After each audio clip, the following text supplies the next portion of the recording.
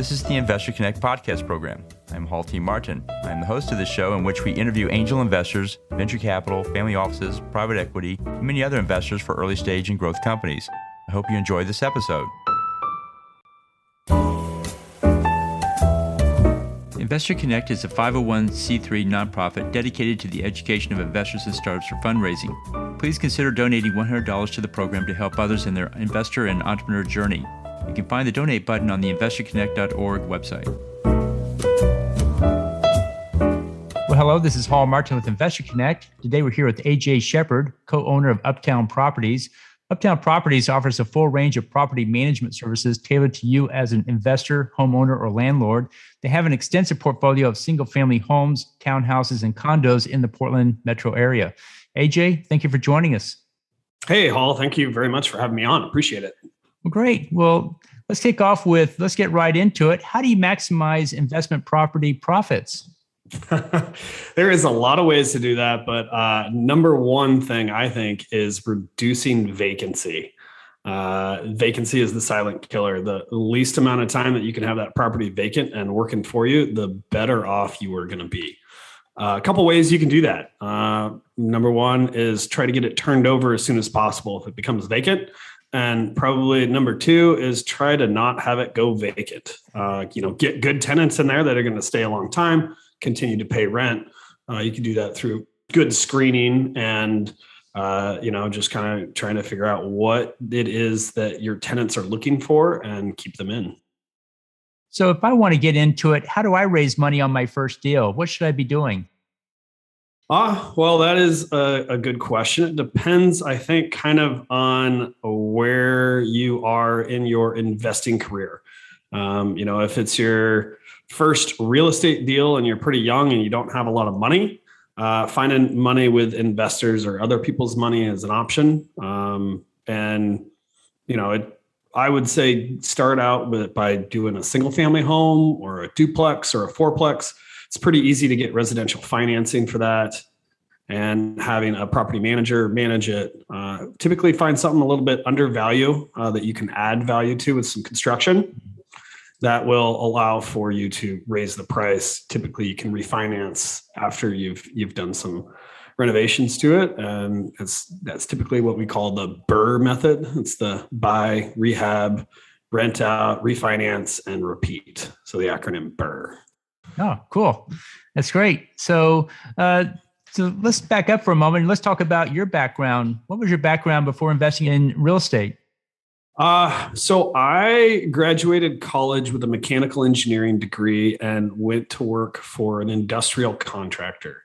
I ran $1 million projects where we put up cranes, we put up billet cranes. I worked on steel mills, paper mills, gold mines, silver mines, just doing like large utility infrastructure build outs for them. So large capital projects. During that time, I started buying houses. My parents were in real estate, and my dad always told me, he's like, if you can be a passive investor and make money while you sleep, then you are going to be far better off. And then that way you don't have to work for the man at some point in your life. So I worked for that company for about 5 years. And then my brother and I ended up opening up our own real estate company. And during that time, we also opened up a brewery. So that's kind of fun. We're out of Portland, Oregon. And it was actually a real estate play, which is one of the reasons we got into it. But long story short, we ended up buying, and we still own the building and still own part of the business. We've partnered with some other more knowledgeable people in the industry to let them run it. And then we're in the back end, just kind of making sure the finances go well, and have created a business that's then in our real estate that makes us money. So great. So what excites you right now? We just started getting into syndication, probably about in 2019. We set a goal to do one syndication project. And we did our first one in like January of 2020. I think it was actually January 1st of 2020 that we purchased the property. So that was super exciting. It was fairly small. We've done a few more since then. And if you're looking to go down the route of syndication, I will give a piece of advice that if you're looking to get other people's money, I would mock up a deal. So we had bought an 8-plex in like 2018 and renovated it. And we're like, wow, this would have been great if we could have used syndication to do this. There were some other deals that came up during the time that we weren't able to really capitalize on because we didn't have our own funds to do it.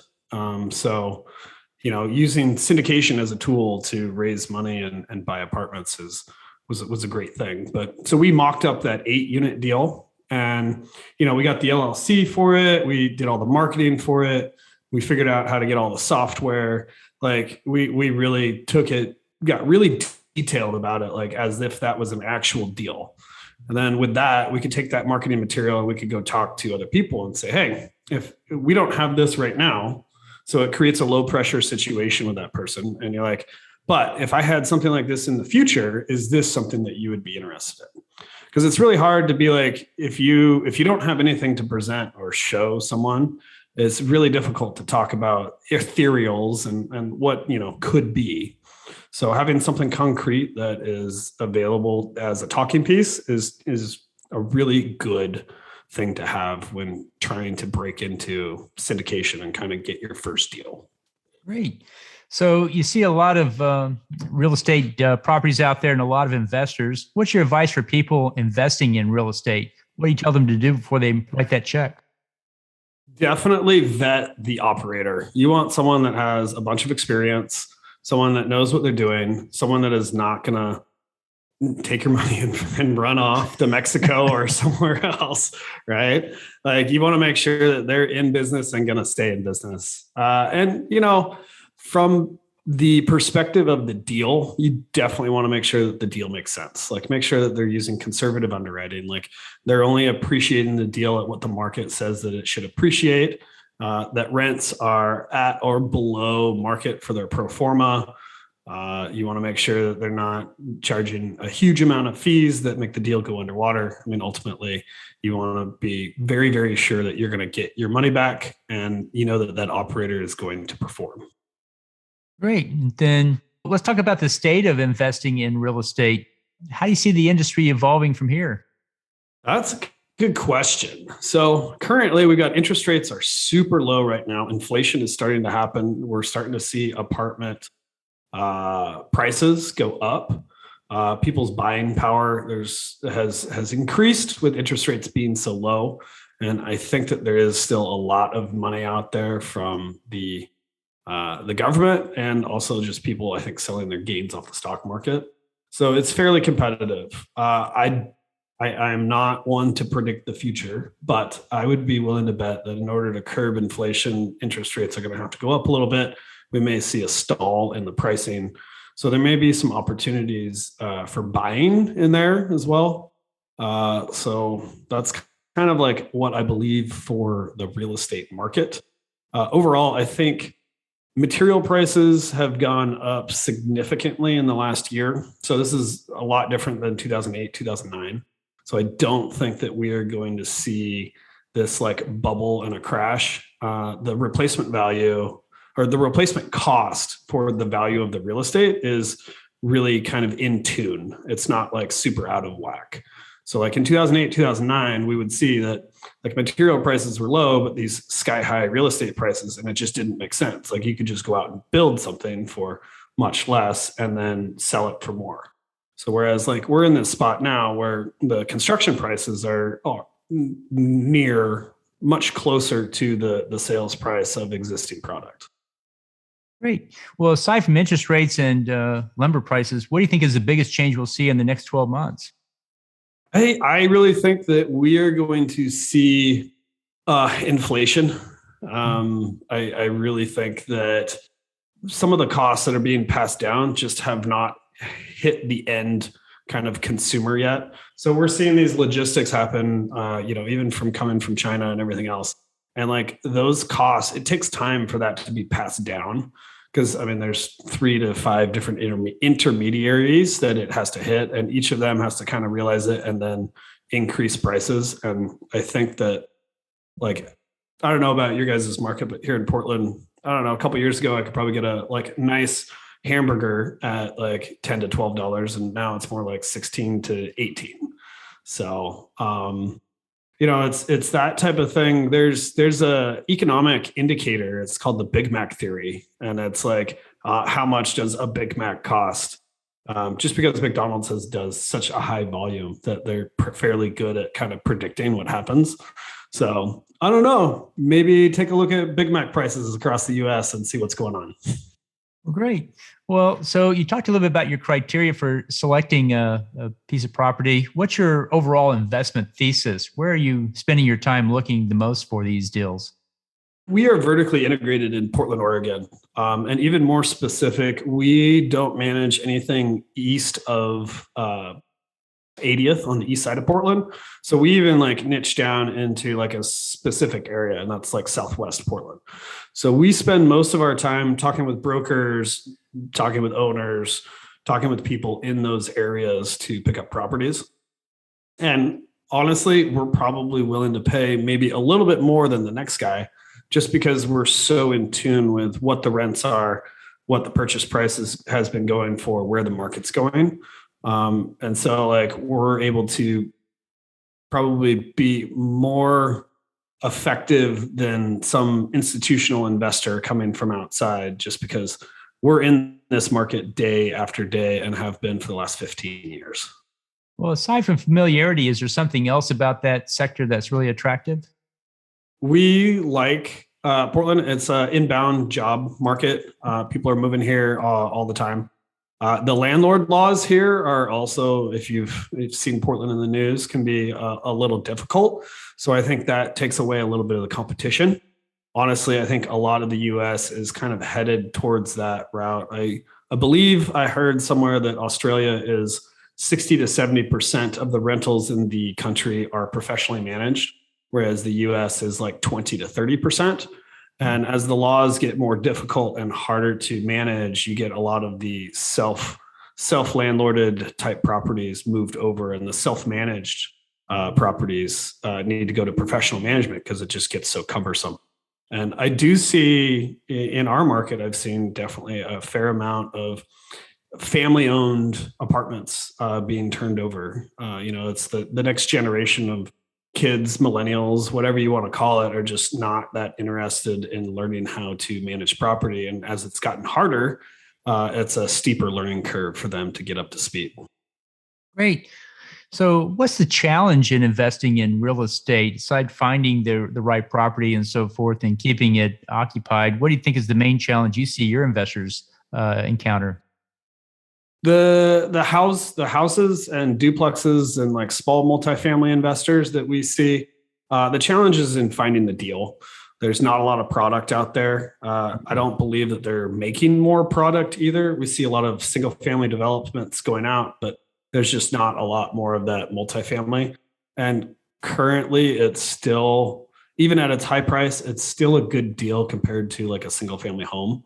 As far as like more institutional investors, I think the challenge is really finding that operator, someone that you have a lot of trust in, is going to perform and is really good at what they do. One of the things that I have seen with some operators is as they get larger and larger, their deals percentages start going down and down.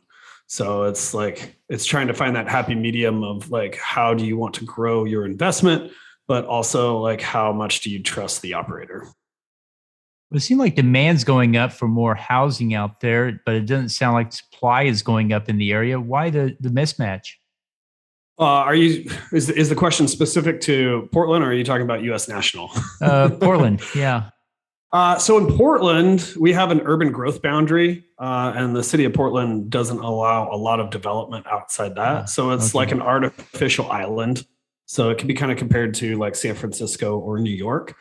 They do open up a tiny bit of the growth boundary kind of every year, but it's not a significant amount. So the amount of development that you can do kind of spread out is very limited, and they like to see like higher buildings. So you see more kind of like the apartments that you would see in like Chicago and New York going in here in Portland, rather than like an urban sprawl. Do you think that's going to impede the local economy there, not having enough affordable housing? They have a provision for a certain amount of affordable housing for all the new developments that are going in. I think anything over 18 or 19 units is required to have affordable housing. And that term affordable housing, I think, can be construed a little bit. Some people believe that affordable housing is like whether a house is affordable or not, meaning like kind of like single family homes.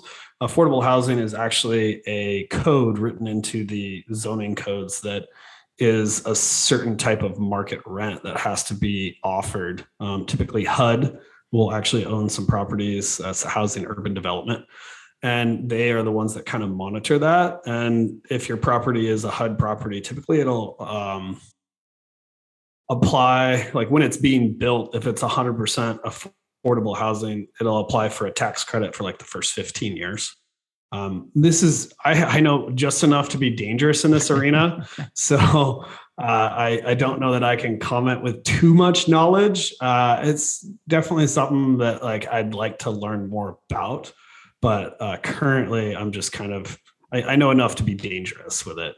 But I do know that that term affordable housing gets thrown out a lot, and understanding the difference is pretty important, especially when you're talking with a bunch of different people. Right. I think it's important to almost every major city trying to, put more affordable housing in place, but it's got very specific requirements around it.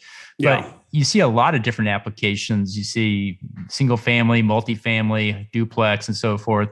What do you think is the best opportunity for investors to pursue today? I really think it's up to the investor. I mean, if you're a type of person that wants to be hands-on, I would definitely say going for small multifamily. You can pick a property manager, you can pick different markets, you can really try a bunch of stuff out. If you're the type of person that's more passive and you just know that the real estate market is going to be a good one, number one, because you get to leverage your money, and two, because real estate hardly ever goes down, then finding a syndicator or a fund or finding some way to get your money into a passive investment. Cool. So, well, in the last few minutes that we have here, what else should we cover that we haven't? I think we've definitely covered a lot. I don't know that I have more to add other than like the details of a bunch of the different processes. We're newer to syndication, but have definitely grown. We started, our first one was like 9 units, and then 12 units, and then 20, and then 25. And I think we're looking for like somewhere between 30 and 50 units next. So we're excited about that. And, I think it's important to continue to grow. We're one of those people that we're always like trying to learn for what comes next. And I think that, as an investor too, you should be thinking about like, well, what's the next thing that can happen? What's next on the horizon? So great. So how best for listeners to get back in touch with you? My email is aj@uptownpm.com. And if you don't remember that, uptownsyndication.com, you can put in an investor contact there too. Great. We'll put those in the show notes. I want to thank you for joining us today and hope to have you back for a follow-up soon. Awesome. Thank you very much for having me on, Hall. Appreciate it. Investor Connect helps investors interested in startup funding. In this podcast series, experienced investors share their experience and advice. You can learn more at investorconnect.org. Hall T. Martin is the director of Investor Connect, which is a 501c3 nonprofit dedicated to the education of investors for early-stage funding. All opinions expressed by Hall and podcast guests are solely their own opinions and do not reflect the opinion of Investor Connect. This podcast is for informational purposes only and should not be relied upon as a basis for investment decisions.